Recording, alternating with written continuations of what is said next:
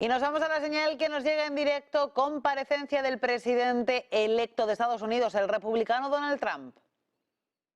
Yoshi-san, Masa runs one of the largest companies in Japan and among the most successful investment and technology companies anywhere in the world, one of the most successful investors in the world. And we've just concluded a very productive meeting, and today I'm thrilled to announce that SoftBank will be investing $100 billion in America, creating 100,000 American jobs at a minimum. And he's doing this because he feels very optimistic about our country since the election. And many other people are also coming in with tremendous amounts of money. You probably noticed that a poll was just taken. It's business is literally in 39 years, there's been nothing like it. It's been the biggest increase. Small business owners gave it a 41% jump. It's the biggest jump that we've had in 39 years. And nobody's ever seen anything like it. And it's just, they're very optimistic. This historic investment is a monumental demonstration of confidence in America's future, and it will help ensure that artificial intelligence, emerging technologies, and other industries of tomorrow are built, created, and grown right here in the USA. One of the beautiful things about Masa is he's very much involved with emerging technology, probably knows it maybe better than almost anybody. So it's a great honor, and some of you remember after the 2016 election, also SoftBank committed to invest $50 billion in our country, and they did. And I'm very pleased to say that they kept that promise in every way, shape, and form, and now they're looking to do 100, and I've looked at their books. They do have the possibility of doing more. I'm going to ask them to do a little bit more, but first I'm going to ask him to speak and just to say a few words. Masa, please. Thank you. Thank you, please. Thank you, thank you. Thank you very much. Appreciate it. Thank you, Howard. Thank you so much. I'm very, very excited. I would really like to celebrate the great victory of President Trump. And my confidence level to the economy of the United States has tremendously increased with his victory. So because of that, I'm now excited to commit this $100 billion and 100,000 jobs into the United States. This is double of last time, as President Trump said. Because I say, oh, President Trump is a double down president. I'm going to have to double down, you know, $100 billion and 100,000 jobs. This is, you know, my confidence level, because that has doubled down. So I am truly excited to make this happen. And of course, business is important, technology is important. But one more thing I'm really hoping is that this President Trump would make the world, bring the world into peace again. That's my additional hope. And I think he will actually make it happen. So anyway, I'm excited to go, and we were discussing, and President Trump said, Masa, you know, double down is not enough. Maybe, you know, go for more, right? That's what I'm going to ask him right now.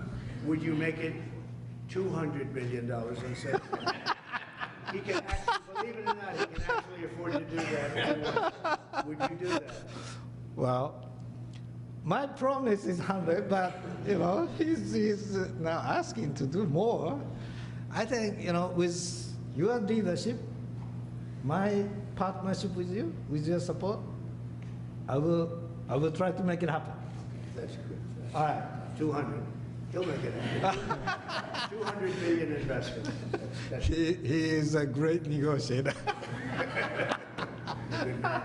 He's a brilliant guy and did an unbelievable job, and the people of Japan and all over the world are very proud of him. They have tremendous respect for him. So when he does what he just did, and I would be surprised if it didn't go to 2. And when you say you'll try, I know you'll do it. I will really try. Yeah. And I need your support, though. You'll have my support. All right. You'll have our country's support. Oh, fantastic. Thank you, Masa, very much. Fantastic. Appreciate it. Thank you. Thank Do you. you want to Great say hello event. to the people of Japan who are all watching? Well, I'm sure our people in Japan are proud to make the partnership of U.S. and Japan be stronger. And I'm very excited to make this happen. Thank you very much. Thank you, Masa.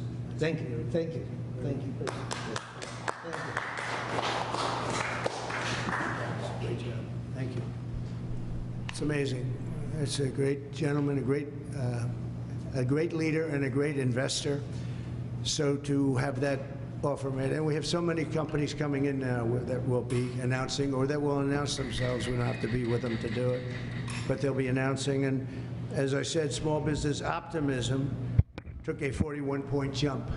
41 points. It went up 41 points. That's unheard of, and that's the biggest they think in recorded history, but they know at least a minimum of 39 years, so that's great. But on behalf of the American people, I want to thank Masa for his faith in what's happening with our country and what's happening with the world. There's a whole light over the entire world. Many people, some reporters, in speaking to them, they said, you know, it actually is true. A couple of them are not necessarily friends of mine, but they said it is actually true that there's a light shining over the world. We're trying to help very strongly in getting the hostages back, as you know, with Israel and the Middle East. We're working very much on that. We're trying to get the war stopped, that horrible, horrible war that's going on in Ukraine, with Russia, Ukraine. We're going to, we've got a little progress. It's a tough one. It's a nasty one. It's nasty. People are being killed at levels that nobody's ever seen. You know, it's very level fields, and the only thing that stops a bullet is a body, a human body. And the number of soldiers that are being killed on both sides is astronomical. I've never seen anything like that. And rapidly, I get reports every week, and it's not even, you know, it's like just they're going down. Nobody's seen anything like it. It's a very flat surface, a very flat land. That's why it's great farming land. It's the breadbasket for the world, actually. But it's very flat, and there's nothing to stop a bullet but a body. There's no protection, no nothing, and it's what's happening there is far worse than people are reporting for both sides. So we're going to do our best, and we've been doing our best, and we'll see what happens. But since the election, I've been working every day to put the world at ease a little bit, to get rid of the wars. We had no wars when I left office, and now it's the whole world is blowing up. But there's great optimism, and you saw that by SoftBank. Starting on day one, we'll implement a rapid series of bold reforms to restore our nation to full prosperity. We're going to go full prosperity and to build the greatest economy the world has ever seen, just as we had just a short time ago. We had it in my term. We had the greatest economy that the world had seen. We were blowing away everybody. Our country was doubling up on China, doubling up on everybody, and everybody knows it. And then we had to slow it down with COVID, unfortunately, at the end. But even then, I gave it back with a substantial increase of the stock market, bigger than it was pre-COVID, so it was pretty amazing. Already preparations are underway to slash massive numbers of job-killing regulations, eliminating 10 old regulations for every new one. You put a new regulation on, you have to get rid of 10, and we'll be able to do it. And that was about the percentage we had. We cut more regulations than any president has ever cut by far, actually, by approximately 5 times. Some of those regulations, unfortunately, were put back on, but we'll catch up very quickly. We'll catch up with it. One of the things I'd like to ask the Biden administration, as you probably heard, there are 2 events that took place. We're talking about a friendly takeover, a friendly transition, as they like to say. This is a friendly transition, and it is, but there are 2 events that took place that I think are very terrible. One is that if people don't come back to work, come back into the office, they're going to be dismissed, and somebody in the Biden administration gave a 5-year waiver of that, so that for 5 years, people don't have to come back into the office. It involved 49,000 people. For 5 years, they don't have to go. They just signed this thing. It's ridiculous. So it was like a gift to a union, and we're going to obviously be in court to stop it. The other thing is really terrible. We spent a tremendous amount of money on building the wall. The wall was designed specifically by the Border Patrol because it's very hard to climb. They need to have see-through. They need it to be steel because you can't cut. It's very powerful steel. It's very hard steel. It's a special type of steel, but very, very hard to cut. Inside the steel, as you know, we pour concrete, and that's a grade 10 concrete, which is a very strong concrete, very as though you were building about a 60-story building. It's very powerful concrete. They've made tremendous technology advances in the word concrete. Who would think that? But I know that from the construction industry. Today, what you can do with concrete is incredible. So we have a very strong concrete. And then we have a rebar. We put rebar inside the concrete, and the rebar likewise is very hard to cut. So it's a very expensive process, very expensive wall.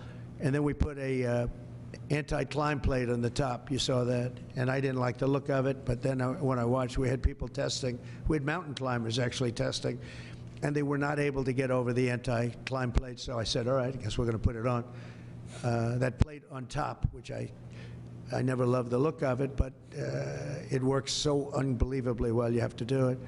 So we spent a lot of money on building it, and we have hundreds of miles that we put up. A lot of people don't realize, but we did 571 miles of wall. That's why we had such good records, in addition to the fact that Mexico helped us with their military. They kept people out, and they were actually very good under the past leader.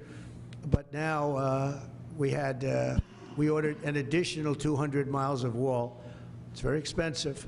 And now it's about double the price of what it would have been 6 years ago. And the administration is trying to sell it for 5 cents on the dollar, knowing that we're getting ready to put it up.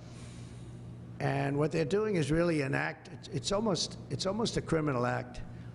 They know we're going to use it, and if we don't have it, we're going to have to rebuild it, and it'll cost double what it cost years ago, and that's hundreds of millions of dollars, because you're talking about a lot of wall.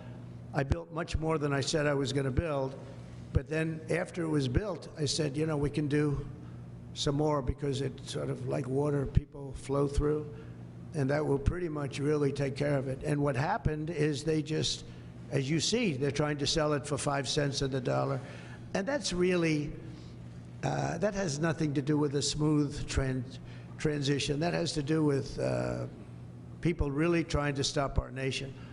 And all it means really is that we're going to spend hundreds of millions of dollars more, not even talking about the time. Time would be pretty long, but we'll spend hundreds of millions of dollars more on building the same wall that we already have. And people have already come back to us that have deals at 5 cents and 4 cents, and one guy at 3 cents on the dollar, and they offered to sell it back to us at more money than it costs us to build substantially. Can you believe it? So they make a deal with the United States to buy it for pennies, and then they call us and they say, do you want to buy it back? We'll sell it back to you for hundreds of dollars a foot. Hundreds of dollars, from pennies to hundreds of dollars a foot. And we can't let this take place. Now we're going to go, I spoke with the Attorney General of Texas, I spoke to the senators of Texas, I spoke to a lot of people, and hopefully they'll be able to stop. We're going to be, having a restraining order. But just think about how ridiculous it is. And this is just people that don't want this country to succeed. And this has nothing to do with Democrat or Republican. This has to do with common sense. We won on common sense, and this is maybe one of the most egregious examples I've seen. So the people that are buying it or trying to buy it are trying to make a deal with us to sell it back at hundreds of times more than we paid. And this is all because the Democrats. So I'm asking today Joe Biden to please stop selling the wall. We're going to use that to create a strong barrier, and it worked. That's why our numbers were so good. It really worked, and it worked well. And it's very expensive to do, and I'm asking Joe Biden to stop his people from giving it away. It's something that people can't even believe is happening. So Hopefully Joe will be able to stop it. We'll soon unleash American energy, and this will be done at levels not seen before, issuing quick approvals for pipelines, drilling, and other infrastructure. It'll be clean energy, and we'll bring in the price of electricity, and we're going to bring it down fast. We're also going to create clean coal. Clean coal is something that has really taken over. We have coal that will last for over 1,000 years. We have so much coal, and with a process, it becomes clean coal. It's very powerful energy, unlike wind. It's very, very powerful, and we're going to be doing a lot of clean coal for the people of West Virginia and others, Wyoming, so many states. We have great states, and they'll be happy to hear it. But we're going to be very much into clean coal. I don't ever use the word coal. I use the word clean coal. And I'll keep my promise to pass historic tax cuts for American families, workers, and businesses that create jobs in America. As you know, we're giving tax cuts if they do it here. We brought it down from 44%, 42%. In some cases, it was 39%. We brought it all the way down to 21%. And now we're bringing it down to 15%, but only if they make their product, their car, or whatever they're doing in the United States and the U.S. And people are thrilled. I've had the smartest people on Wall Street call me. They said, "Where'd you get that idea?" And it doesn't seem that complicated, right? But it's it's like the paperclip. Nobody ever thought of it. One guy thought of it. Everybody looked at it. They said, "Wow, that was a good idea. Why didn't I think of it?" But we're bringing it down 6 more points, and that will put us really at the best level we've ever had for bringing in business. We've never been down to that level.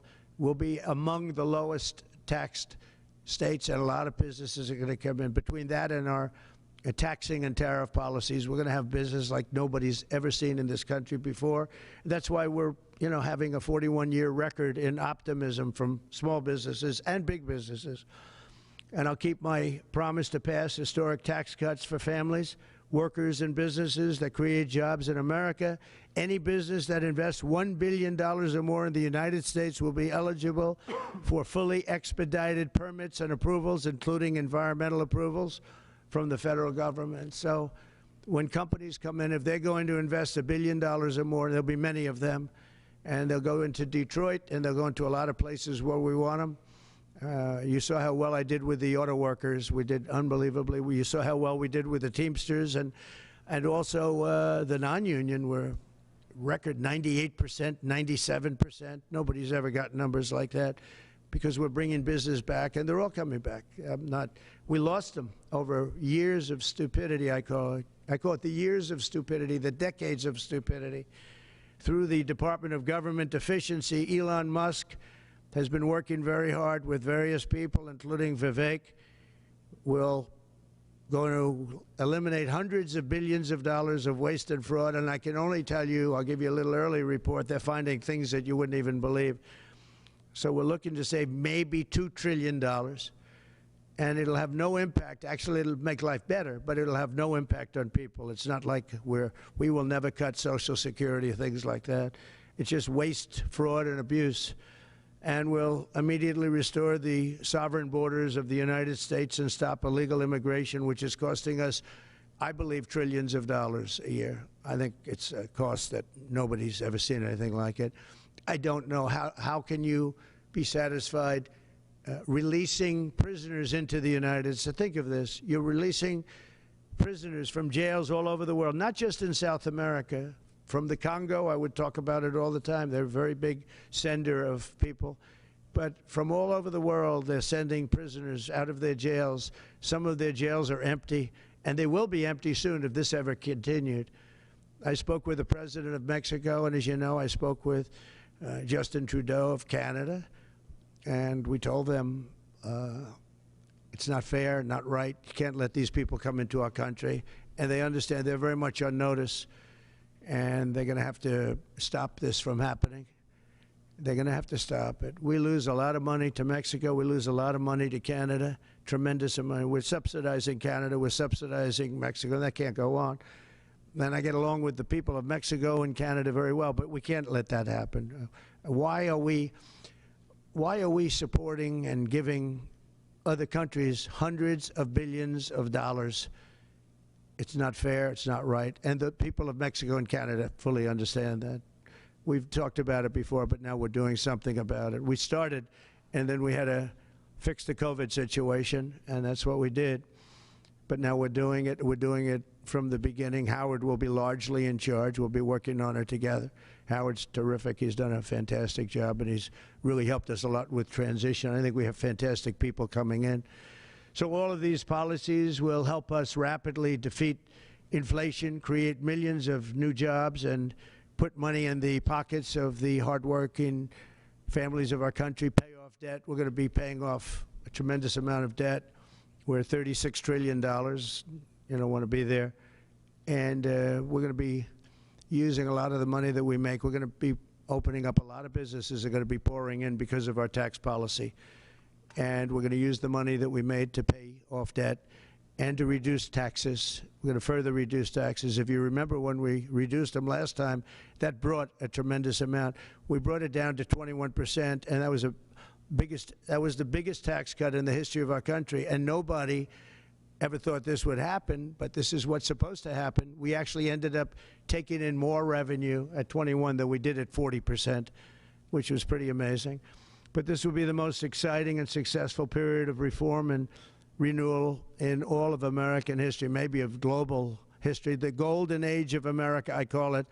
It's begun. So it's the golden age of America, and that's what it's going to be.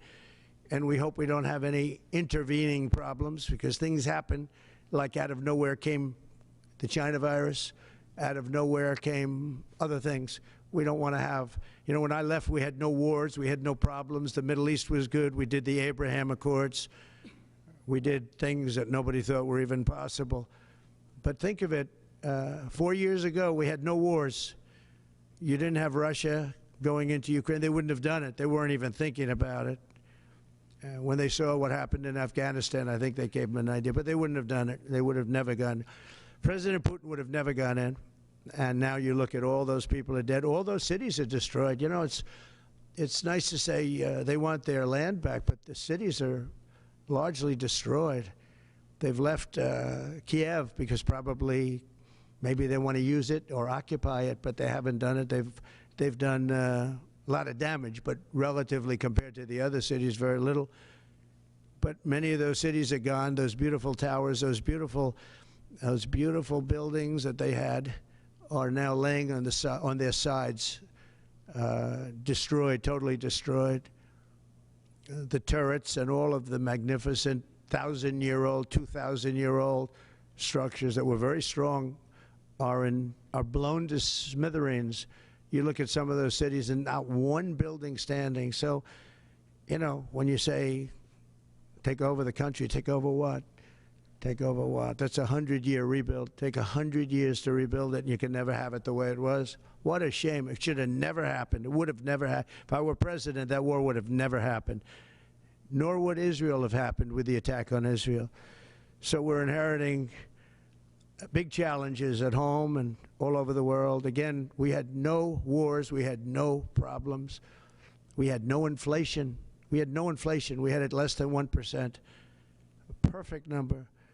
And then we had inflation, the likes of which I say I don't believe the country's ever seen inflation like that. They say 38 years. I don't know. I think it's probably ever. But we're going to take care of all of it. We're going to get the prices down by energy. The energy is going to come in. We have more energy than anybody else. We're going to use it.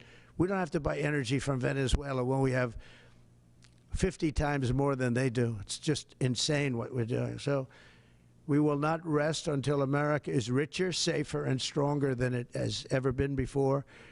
And we have a big head start. Last time we didn't, and last time we didn't know the people. We didn't know a lot of things. But by the time we got it up and going, it was incredible. Again, we built the greatest economy in history for that period of time, and we'll do it again. I believe substantially more so, because we understand, number one, the people of Washington. I know them. I didn't know any of them virtually. I relied on other people for recommendations. Some were very good recommendations. We had some great people. Bob Lighthizer, I thought, was great. We had a lot of great people. And but we had some people that I wouldn't have used in retrospect, and now I know I know them better than anybody, better than they know themselves. So once again, I'd like to thank Masa for what he's done with that investment, which will end up being $200 billion, I believe. But I just want to thank him. He's just an outstanding man. When you have that kind of brain power wanting to invest in this country, and that's money that he can't invest elsewhere. So that's a big investment, but makes me feel very good. Makes me feel that we're absolutely on the right track. So thank you to Masa, and we'll take a couple of questions. Yeah, please. Jeff.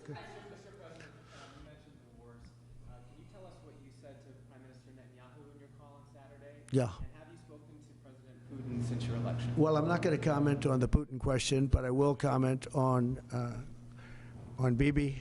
We had a very good talk. We discussed what is going to happen, and I'll be very available on January 20th, and we'll see. As you know, I gave warning that if these hostages aren't back home by that date, all hell's going to break out. And very strong. But we generally just discussed, I asked him, where are things? Mike Waltz they're doing a great job, by the way. Everybody is very happy. I think he's doing a fantastic job. But he was very much involved in the call. But it was a recap call more than anything else. President Trump, how do you plan to stop the ban on TikTok next month? Who? How do you plan to stop the ban on TikTok next month? We'll take a look at TikTok. You know, I have a warm spot in my heart for TikTok because I won youth by 34 points. And there are those that say that TikTok had something to do with that. Now, Joe Rogan did, and some of the other people that were recommended by my son Barron, he knew names. I said, who is that? Tell me, who's that? Dad, you gotta be kidding. I can't believe you don't know. And I did those interviews, and it was actually sort of cute. Do you want to know the truth? But we did them. And that had an impact, but TikTok had an impact, and so we're taking a look at it. But you know, we won youth. Republicans are always 30 points down in youth. I don't know why, but we ended up finishing. There was one poll that showed us down about 30. We were 35 or 36 points up with young people. So I have a little bit of a warm spot in my heart, I'll be honest. Yes, President, are you entertaining the idea of preemptive strikes against Iran's nuclear facilities? Against who? Against Iran's nuclear Well, I facilities? can't tell you that. Would you? I mean, it's a wonderful question, but how can am I going to do preemptive strikes? Why would I say that? Can you imagine if I said yes or no? You'd say, that was strange that he answered that way. Am I going to do preemptive strikes on Iran? Is that a serious question? How could I answer a question like that?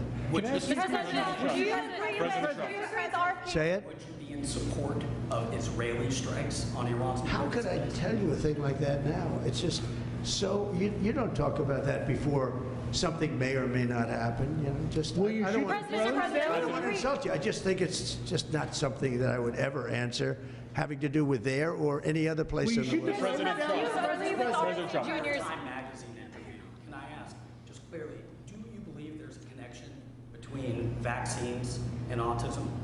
Do you believe there's a link? Well, I don't look. Right now, you have some very brilliant people looking at it. I had dinner the other night with the head of Pfizer, the head of Eli Lilly, and RFK, as you know, and Oz. And we had, and other people within the administration that are involved in the medical. And we're looking to find out, you know, if you look at autism, so 30 years ago we had, I've heard numbers of like 1 in 200,000, 1 in 100,000. And now I'm hearing numbers of 1 in 100. So something's wrong. There's something wrong. And we're going to find out about it. What about the president?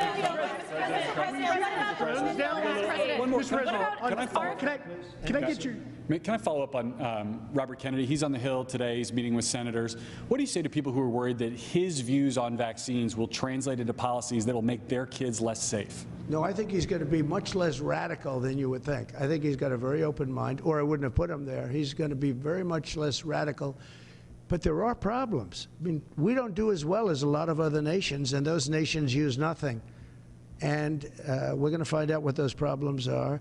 And another thing that came up, the dinner was fascinating because I had Bobby and I had, again, the head of Pfizer. You know who that is. He's a highly respected man who has run an incredible company. Likewise with Lilly, the top two people. And we had the head of the industry also. So all companies were represented. And I said, let's have it out now a little bit. And you know what came out of that meeting is that we're paying far too much, because we're paying much more than other countries. And we have laws that make it impossible to reduce. And we have a thing called the middleman. You know the middleman, right? The horrible middleman that makes more money, frankly, than the drug companies, and they don't do anything except they're a middleman. We're going to knock out the middleman. I'm going to be very unpopular after that statement. Mr. President, What about the I don't know who these middlemen are, but they are rich as hell. And we're going to knock out the middlemen. We're going to get drug costs down at levels that nobody has ever seen before. And that really, I tell you, we spent more time talking about that with Bobby and with the executives and Oz, all of them. We spent more time talking about that than anything else. Thanks, President Trump. What about the polio vaccine? Well, I'm a big believer in it, and I think everything should be looked at, but I'm a big believer in the polio vaccine, the Salk vaccine. Do you think schools should mandate vaccines? Do you think schools should mandate vaccines? I don't like mandates. I'm not a big mandate person. So, you know, I was against mandates. Mostly Democrat governors did the mandates, and they did a very poor thing. It was, you know, in retrospect, they made a big mistake having to do with the education of children. You know, they lost like a year, 2 years of their lives. The mandate was a bad thing. I was against the mandate. So is that something you'd want to... Mr. President. Yes, please. Do you expect Ron DeSantis to appoint Laura Trump to Senator Marco Rubio's seat? No, I don't. I probably don't, but I don't know. Ron's doing a good job. That's his choice, nothing to do with me. Laura's unbelievable. I mean, she was incredible. The job she did at the RNC as chairman, along with Michael Whatley, the combination, but I can just speak for Laura. She is so highly respected by women. I mean, even her workout routines are through the roof. She lifts 150 pounds. I don't know how the hell she does it. She's a bad example for men and women sports, because I wouldn't be able to beat her, I don't believe. I'd try like hell. But no, she's an incredible woman. And, you know, it's funny, people oftentimes talk about nepotism. I never had, when I put her there, people said, how did you get her to do it? You know, she could have run for the Senate in North Carolina. Ted Budd would be the first to say. And he wouldn't have run. Nobody would have run. And she just said, no, I want to really focus on my children. When the election, and my family, she has a great family. When the election started getting closer, I asked her, would she go to Washington and work on the, you know, as chairman of the committee, along with Michael Whatley. And they did such an unbelievable job, especially on cheating. They stopped it, or at least they stymied it. Too big to rig. And we won in a landslide. You know, we won tremendously. She did an amazing job. Now Ron is going to have to make, because Marco has been really a star already, and we haven't started, but you know, we see signs of from some people, or very early, we see signs of stardom, and Marco has done incredibly. He's sort of born for it. It was such an easy decision. The Marco decision was such an easy, but he leaves a vacancy in Florida, and Ron's going to have to make that decision, and he'll make the right decision. I also know that Laura's got so many other things. I mean, she's got so many other things. People want her to be on television. They want to give her contracts. You know, her predominant thought is our country and her family. Those are her thoughts. But she's got so many other things that she's talking about. Mr. President. He'll make the right decision. Mr. President. Should senators who oppose your nominees, your cabinet nominees, should they be primaried? If they are unreasonable, I'll give you a different answer, an answer that you'll be shocked to hear. If they're unreasonable, if they're opposing somebody for political reasons or stupid reasons, I would say has nothing to do with me. I would say they probably would be primaried. But if they're reasonable, fair, and really disagree with something or somebody, I could see that happening. But I do believe that if they're I think we have great people. I think we have a great group of people. Pam has been unbelievably received. You take a look, Pam Bondi. So many have been just unbelievably received. I think Pete Hegseth is making tremendous strides over the last week. He's going to be great. Look, he went to Princeton, he went to Harvard, he was a great student there, but he really was, from the first day I met him, all he wanted to talk about was military.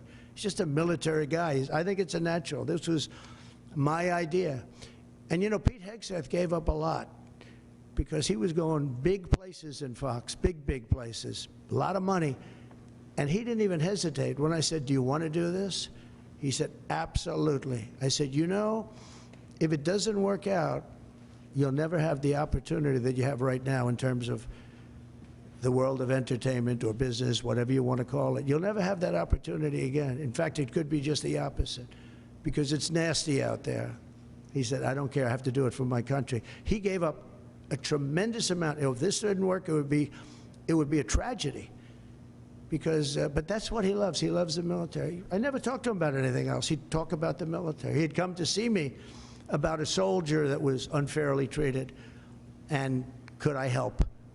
That's the only thing I virtually ever talked to him about.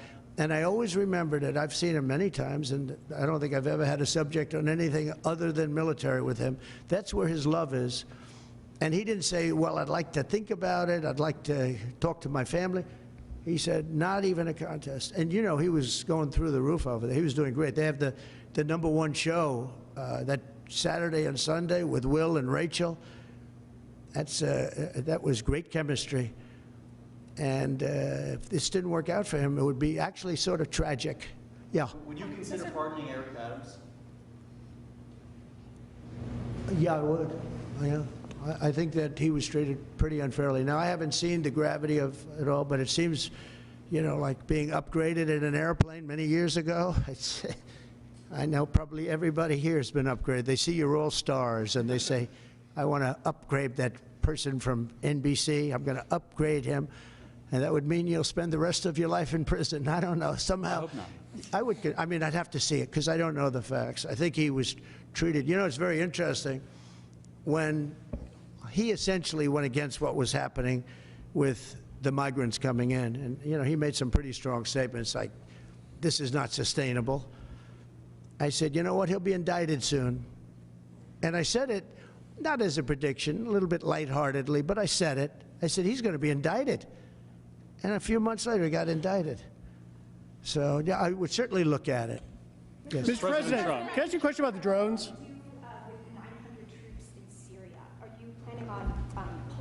When you get into office, or will you?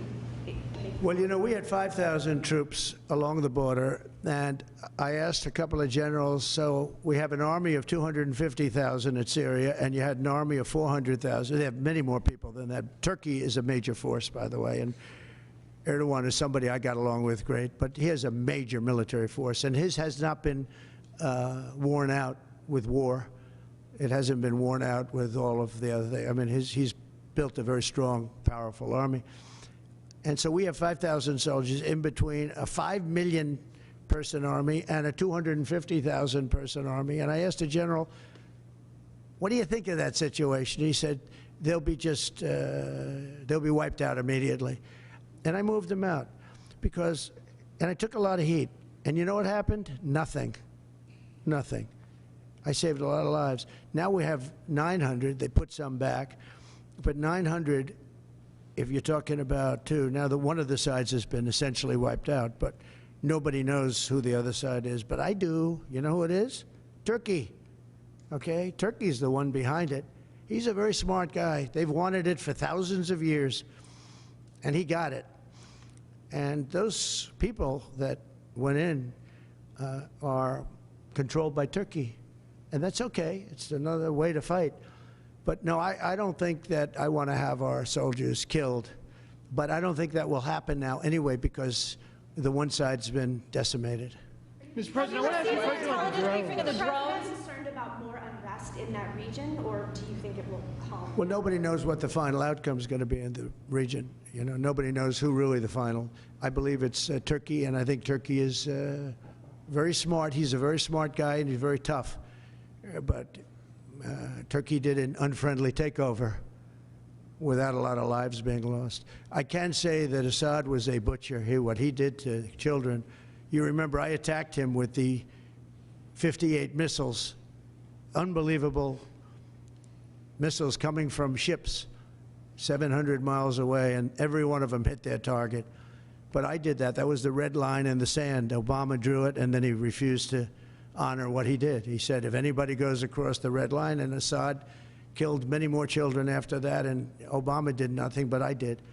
I hit him with a lot of missiles. In fact, President Xi was sitting here the night he was in that dining room having chocolate cake. Remember the famous chocolate cake? But and that's when I explained what we were doing as the missiles were shot. And it was amazing as to precision, because every one of those missiles hit its target from a long distance away. Had President Obama drawn the line and where it meant something, you wouldn't have even had Russia there. But in the end, I never understood why Russia went there. They were not getting very much out of it. But now their time is taken up with Ukraine, and we'd like to get them to stop on Ukraine, and Ukraine stop also. As you know, when I went to the cathedral, which was fantastic, the job that they've done in France, and the job that Macron, Emmanuel did. He did a phenomenal job on the rebuilding of that cathedral. It's magnificent, and they did a great thing. And they had great respect for our country. They treated me, meaning I'm the country, I'm the representative of our country, and we were treated with great respect. And one of the people that came to pay his respects is, as you know, Ukraine, Zelensky. And he would like to have peace. He wants peace. Everyone's being killed. It's the worst carnage that this world has seen since World War II. I've had pictures of fields where bodies are lying on top of bodies. Looks like the old pictures of the Civil War, where just bodies are all over. Just if you saw those pictures, you'd feel more strongly about it. It's got to stop. And we're trying to get it to stop. Well, we're gonna see. We're going to be talking. We'll be talking to President Putin, and we'll be talking to the representatives, Zelensky, and representatives from Ukraine. We got to stop it. It's carnage. What about the fear here at home of the drones? Good to see you. Thank you. Good to see you. Good to see you. Can you comment on the drones that are flying around New Jersey and the ports? It seems like the American people have a big disconnect. The government knows what is happening. Look, our military knows where they took off from. If it's a garage, they can go right into that garage. They know where it came from and where it went. And for some reason, they don't want to comment. And I think they'd be better off saying what it is. Our military knows, and our president knows. And for some reason, they want to keep people in suspense. I can't imagine it's the enemy, because if it was the enemy, they'd blast it out. Even if they were late, they'd blast it. Something strange is going on. For some reason, they don't want to tell the people, and they should, because the people are really, I mean, they happen to be over Bedminster. Want to know the truth? They're very close to Bedminster. I think maybe I won't spend the weekend in Bedminster. I've decided to cancel my trip. Have you received an intelligence briefing on the drones? I don't want to comment on that. Have you been? Do you have any reason to think they're a threat? Two quick questions. First, on vaccines, do you want RFK Jr. to revoke any vaccines? No, I want him to come back with a report as to what he thinks. We're going to find out a lot. We're doing two things. We're going to have tremendous cost savings will come out of this. That's a minimum. And we're also going to have, and I think, very serious discussions about certain things, whether it's pesticides. Europe doesn't use pesticides, and yet they have a better mortality rate than we do. They don't use pesticides. In fact, they use it as an excuse not to take our farm product. We spend billions and billions of dollars on pesticides, and something bad's happening.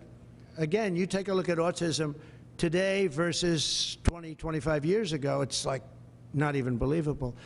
So we're going to have reports. No, nothing's going to happen very quickly. I think you're going to find that Bobby he's a very rational guy. I found him to be very rational. No, nothing, you're not going to lose the polio vaccine. That's not going to happen.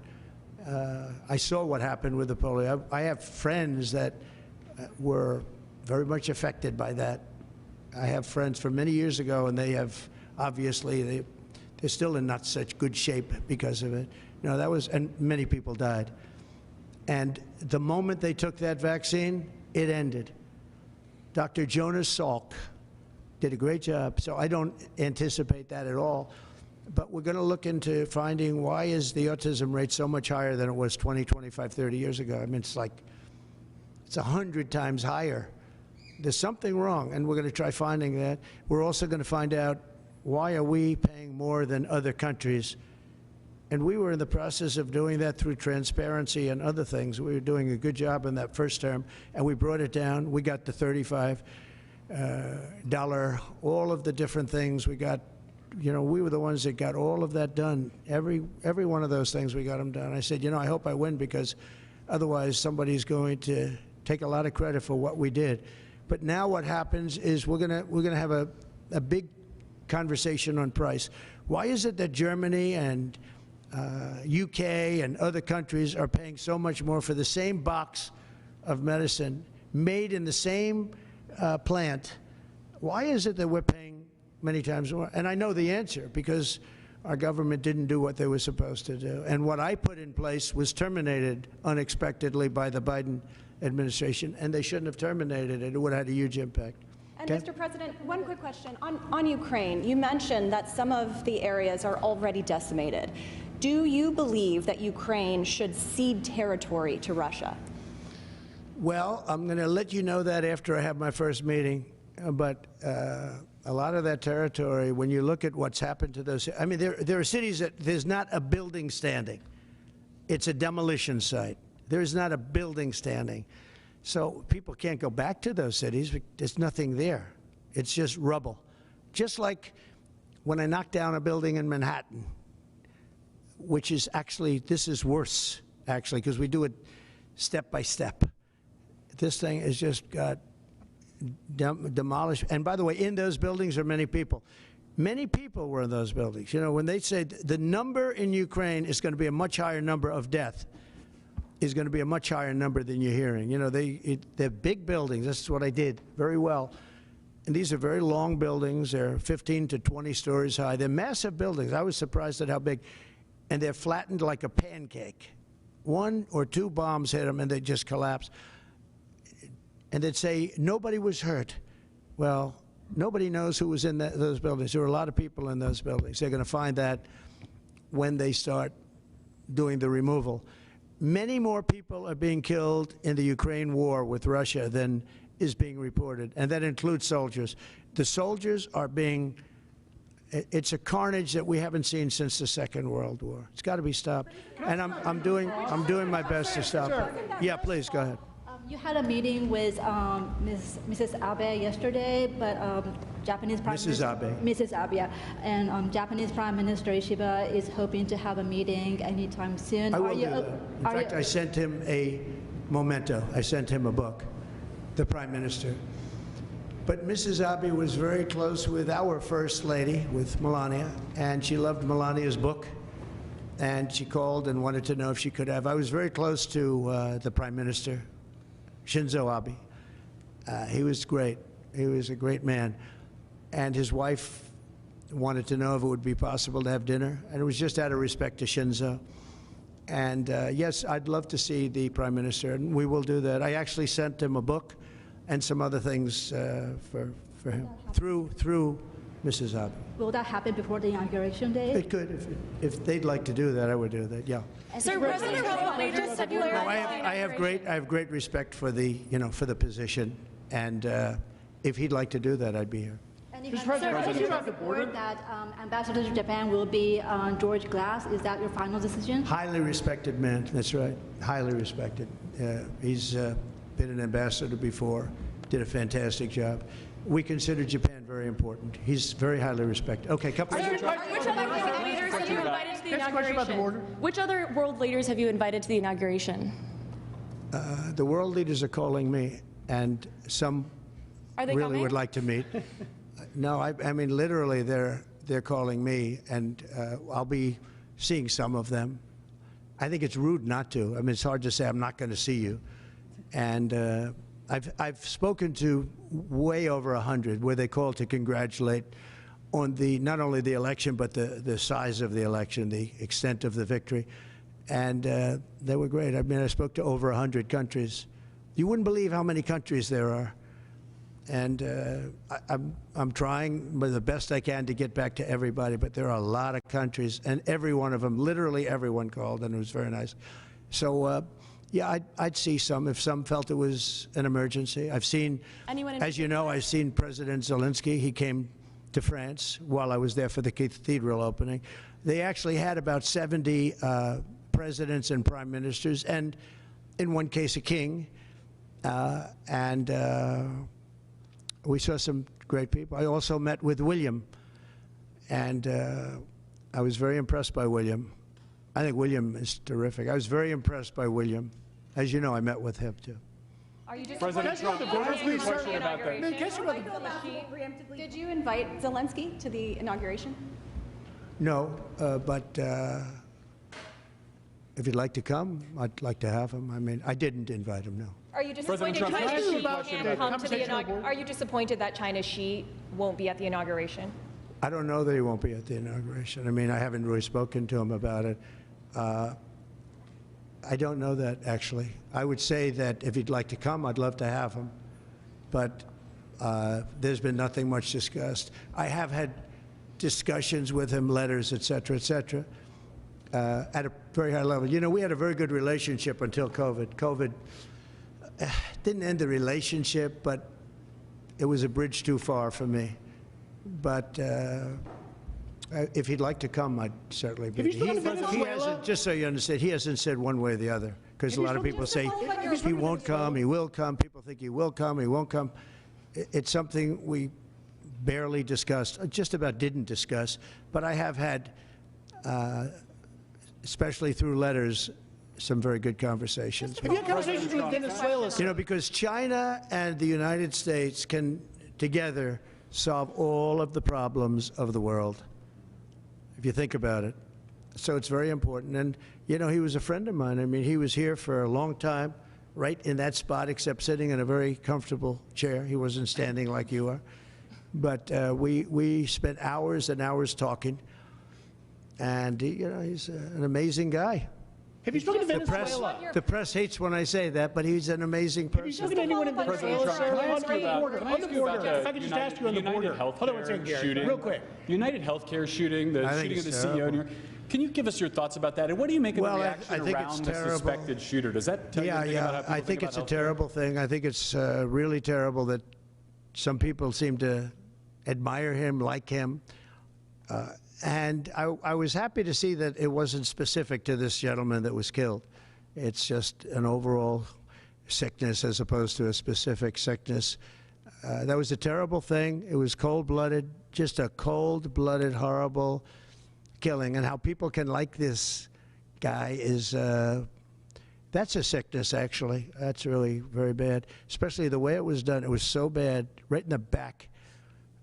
And very bad, thing like that. You can't believe that some people, and maybe it's fake news. I don't know. It's hard to believe that that can even be thought of. But it seems that there's a certain appetite for him. I don't get it. Yeah, please. Could you just comment on? I want to expand on the defamation lawsuits. Could you see moving that to other people with individual platforms, social media influencers, people that or newspapers? Yeah. Yeah. Yeah. Oh, I do. I think you have to do it because they're very dishonest. We need a great media. We need a fair media. We need, it's very important. And we need borders. We need walls, but we need borders, and we need fair elections. You look at California, millions and millions of ballots were sent out. They're still counting the vote in California with the machines. They're counting the vote. If you had paper ballots, the votes would have been counted 4 weeks ago, 3 weeks ago. Now, you need fair elections, you need borders, and you need a fair press. And the press is, no, I see others. I have a few others that I'm doing. I'm going to, as an example, I'm doing this not because I want to. I'm doing this because I feel I have an obligation to. I'm going to be bringing one against the people in Iowa, their newspaper, which had a very, very good pollster who got me right all the time. And then just before the election, she said I was going to lose by 3 or 4 points, and it became the biggest story all over the world because I was going to win Iowa by 20 points. The farmers loved me, and I loved the farmers. And it was interesting the way she did it. She brought it down 2 weeks before. She said I was going to only win by 4. That was a big story. But that was good because she brought it down from like 22 points to 4 or whatever the number was. Way up, easy win. Never even thought to go there. I respect them, I love them, and they understand there's no reason to go there because she brought it from way up, walk away, which it was, and it turned out to be in the election too, by the way. It was a win by many, many points.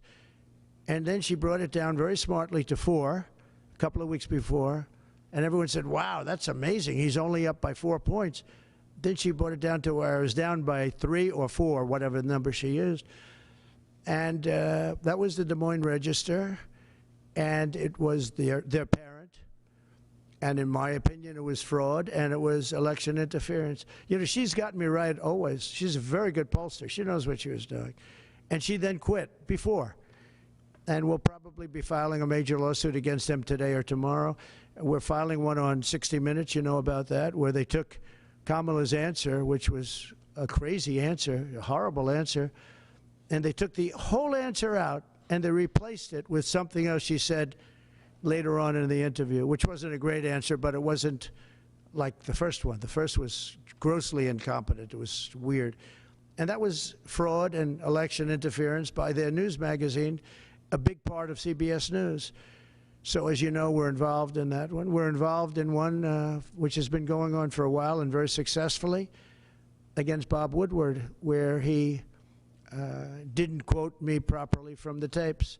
And then on top of everything else, he sold the tapes, which he wasn't allowed to do. He could only use them for reporting purposes, not for sale purposes. And he admits that. And I think we'll be successful on that one. And we have one very interestingly on Pulitzer, because reporters at the New York Times, Washington Post got Pulitzer Prizes for their wonderful, accurate, and highly professional reporting on the Russia hoax. Well, it turned out to be a hoax, and they were exactly wrong. People, like many people, John Solomon, Sean Hannity's not for Pulitzer, but Sean Hannity got it right. Many people got it right. Tucker got it right. Jesse got it right. Laura got it right. Janine got it right. A lot of people got it right. They didn't get anything. They gave it to reporters that got it absolutely wrong. And now everybody admits it was a hoax. And I want them to take back the Pulitzer Prizes and pay big damages. And I think we're doing very well on that one. They have no excuse for it. They gave a Pulitzer Prize to writers that got Russia wrong. And so I think we're doing well. And I feel I have to do this. I shouldn't really be the one to do it. It should have been the Justice Department or somebody else, but I have to do it. It costs a lot of money to do it, but we have to straighten out the press. Our press is very corrupt, almost as corrupt as our elections. Are you worried about Venezuela? Sir, if you had any discussions with Venezuela? For January 6th defendants, you had said in the first few minutes of your administration you want to issue pardons for January 6th defendants. No. Does that include, will that be a blanket pardon? Does that include Well, you'll find out, but it's going to go quickly. And just to follow up on your Have you had any discussion, sir, in terms of your mass deportation plans, have you had any preliminary discussions with countries like Venezuela, from where the Tren de Aragua gang is now popping up? They'll take them back. They're going to take them back? They're all taking them back, yep. And if they don't, they'll be met very harshly economically. Okay, they'll all take them back. You know, Venezuela and other countries were not behaving very well with us during my administration, and within 24 hours they were behaving very well. They'll all take them back. And separately, can I ask a follow-up? Jeff? Nice to see you, Jeff. This is like the old days, right? Nice to see you. You've looked, actually, you look much better now than you did 4 years ago. What are you doing? What's he doing? All right, go ahead. Thank you, sir. The first day you just mentioned that you're in office, I imagine you've got some executive orders that you're going to go through. Can you tell us what We'll have a lot. Well, what are your priorities? I bet you could say as well as I could. We will have many executive orders and other things that we'll be signing on the first day. Can you You also, just going back to my initial question about the Middle East, you said that your conversation with Prime Minister Netanyahu was kind of a review. Did you repeat We just had a very good conversation. And, you know, the real conversations will start on the 20th. But we had a really good conversation, and I think we're going to be in a good place in the Middle East. I think the Middle East will be in a good place. I think actually more difficult is going to be the Russia-Ukraine situation. I see that as more difficult. When you say there will be I don't think they should have allowed missiles to be shot 200 miles into Russia. I think that was a bad thing. And that brought the Koreans in, you know, North Korea, another man I get along with very well. I'm the only one that does. But that did a lot of bad things. I don't think that should have been allowed. Not when there's a possibility, and certainly not just weeks before I take over. Why would they do that without asking me what I thought? I wouldn't have had them do that. I think that was a big mistake they made. Will you reverse that decision when you're in office? To let those I might, yeah. missiles be I thought it was a very stupid thing to do. And when you Do say, you have any reaction just to one last Duke one on Cross? this, when you say that there will be hell to pay if the hostages are not released before January 20th, what does that mean? Well, they're going to have to determine what that means. But it means it won't be pleasant. Mr. President, How was your meeting? It's not going to be pleasant, yeah? How was your meeting with Apple CEO Tim Cook, and did you talk about tariffs in that meeting? Meeting with who? Apple CEO Tim Cook. I did have dinner with Tim Cook. I had dinner with sort of almost all of them, and the rest are coming. And this is one of the big differences, I think, between, we were talking about it before, one of the big differences between the first term. In the first term, everybody was fighting me. In this term, everybody wants to be my friend. I don't know. My personality changed or something. But I had, as you know, I had Sundar from Google, but I also had Sergey. Nobody reported that. Sergey is the owner, the primary owner, along with his friend, as you know. And Sergey was here also. I can't believe you didn't pick that one up. Nobody picked that up. But I will tell you, no, it's a big difference. The big difference is that the first time everybody was fighting me on all fronts. And we had a great administration. We got the biggest tax cuts in history, rebuilt the military. Too much of it was given away to Afghanistan, stupidly given away, horribly given away. I think that's one of the reasons that Putin went in to Ukraine when he saw the stupidity of Milley and these guys. They're stupid people, very stupid people. If they didn't do such a bad, you know, we were pulling out of Afghanistan, but I would have pulled out with dignity and strength. They wouldn't be having parades, I guarantee you, showing our equipment that they left behind, because we weren't going to leave any equipment behind, not 10 cents. We were going to take every screw and every bolt. Yeah, the biggest difference is that people want to get along with me this time. Well, they've gone through 4 years, and, you know, it wasn't easy for me, but it wasn't easy for them either. And that's a great thing, though. Getting along is a great thing. So Tim Cook was here. I think he's done an incredible job at Apple, and he talked about the future of Apple. It's going to be a bright future. But we have many others also, and not in that business. And we do have Jeff Bezos, Amazon, coming in sometime during the week. I look forward to that. We have a lot of great executives coming in. The top executives, the top bankers, they're all calling. And honestly, in the first time, I don't know what it was. It's like a complete opposite. In the first one, and the press has covered that fairly, actually, for change. The first one, they were very hostile. And maybe it was my fault, but I don't really think so. They were just very right from the beginning. And this one is much less hostile. It's really the opposite of hostile. Can I get your reaction? Well, you're on free to Duke give up a Lacrosse, sir? thought. I know that you had some, I believe, involvement 18 years ago with the students at Duke accused of rape in the lacrosse. Now we have this development. I thought it was a hoax when it happened, the Duke situation. I didn't believe the woman, as you know. And they destroyed the lives of these kids. They destroyed, and I don't care what they got. Their lives have been destroyed. Their lives have been shortened by what took place. And now the woman admitted that it never happened. That is a horrible. And as you know, I took a lot of heat when I said that this did not happen. And those kids were beautiful kids with beautiful families, and they were, in some cases, will never be the same. They will never be the same.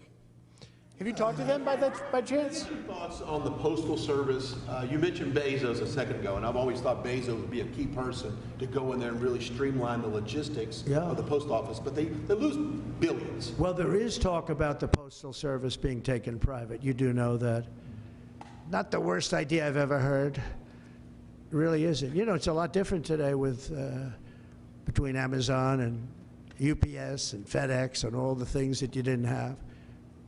But there is talk about that. It's an idea that a lot of people have liked for a long time. We're looking at it. I think we're looking at that along with a lot of other. Any questions for Howard, by the way? Commerce. Sure, I'll ask one. Mr. Incoming Secretary, do you see another trade deal with China coming? I think the president. That's a tough one, right? Yeah. Oh, it's easy for me. You're sitting next to me, so it's okay. No, the president has very clear agenda for tariffs. And I think reciprocity is something that is going to be a key topic for us. How you treat us is how you should expect to be treated. Would you like to weigh in, sir, on that? You said it so well, reciprocal. If they tax us, we tax them the same amount. They tax us, forgetting just for a second about the word tax, they tax us, we tax them. And they tax us, almost in all cases, they're taxing us, and we haven't been taxing them. Is that deal already underway? Is there a deal already underway with respect to that? Let's just say this, we're going to make great deals, and we have all the cards.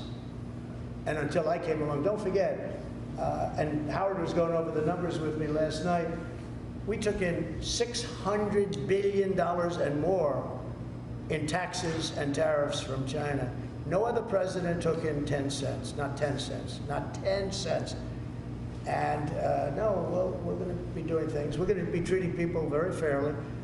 But the word reciprocal is important because if somebody charges us, India, we don't have to talk about own.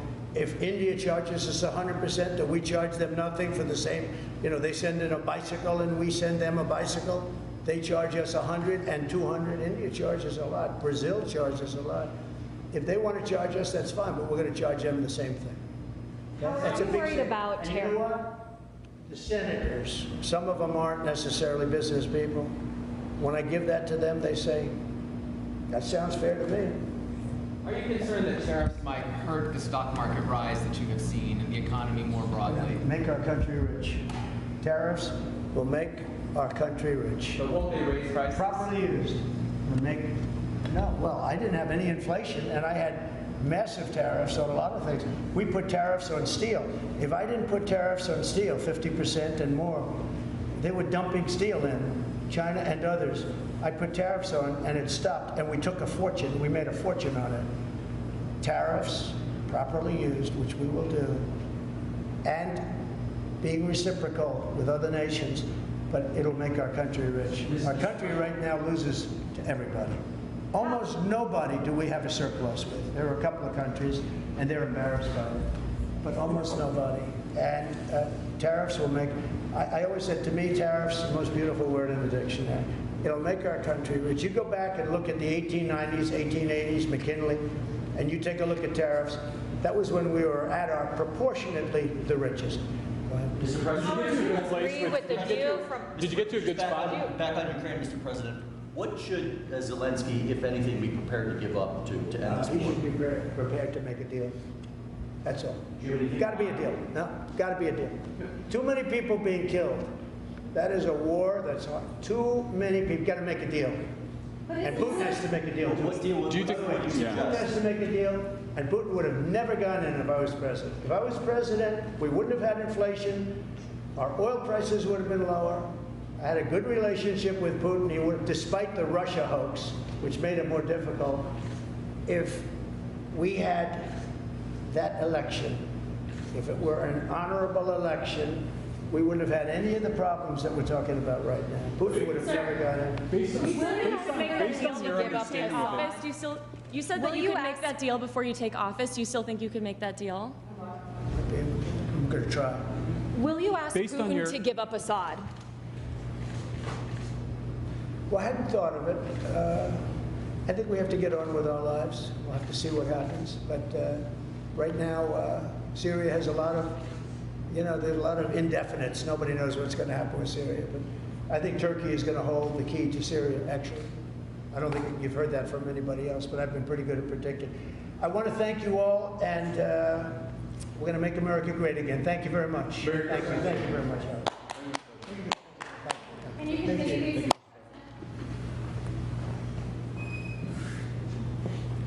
Termina la comparecencia del presidente electo de Estados Unidos, Donald Trump, desde su casa de Mar-a-Lago. Una comparecencia que inicialmente era para anunciar el acuerdo alcanzado con SoftBank, a través del cual la empresa invertirá 100.000 millones de dólares en Estados Unidos bajo la administración Trump y también creará 100.000 puestos de trabajo. Sin embargo, esta rueda de prensa de Donald Trump ha servido para tomar la temperatura de sus perspectivas geopolíticas. Entre otras cosas, uno de los últimos titulares ha dicho Donald Trump que nadie sabe qué va a pasar en Siria tras el derrocamiento de Bashar al-Assad y que cree que Turquía tiene la llave. También ha hablado de la guerra entre Rusia y Ucrania, dice que es el conflicto que más le preocupa, mucho más que la situación en Oriente Medio, y ha dicho que se están produciendo avances y que tiene esperanza en resolver el conflicto. Le han preguntado en varias ocasiones a qué parte del territorio tendría que renunciar Zelensky en un futurible acuerdo con Putin, y a eso no ha querido responder. Ha dicho que ya se sentarán a hablar,